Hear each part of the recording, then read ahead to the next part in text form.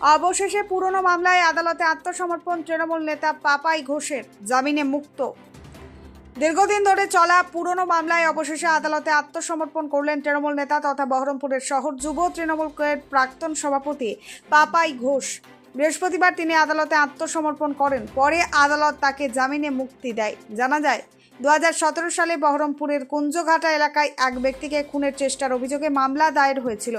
ওই মামলায় পাপাই ঘোষের নাম উঠে আসে। দীর্ঘদিন তিনি জমি নিয়ে থাকলেও পরবর্তীতে আদালতের নিয়মিত হাজিরা না দেওয়ায় তার বিরুদ্ধে গ্রেপ্তারি পরোয়ানা জারি হয় বলে জানা গিয়েছে। রাজ্যে রাজনৈতিক পালাবদলের পর পাপাই ঘোষের বিরুদ্ধে একাধিক পুরনো মামলায় পুলিশি তলবও হয়েছিল। এরপর থেকেই তিনি দীর্ঘদিন আত্মগোপনে ছিলেন বলেই দাবি বিভিন্ন মহলের।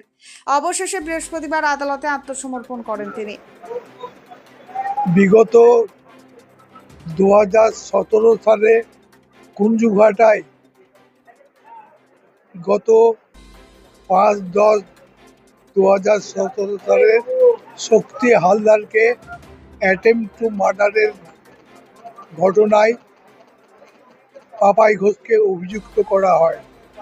সেই অভিযুক্তই উনি জামিনে ছিলেন। গত 5ই আগস্ট 2020 সালের ওর অনুপস্থিতির জন্যে ওর বিরুদ্ধে ওয়ারেন্ট অফ অ্যারেস্ট জারি হয়।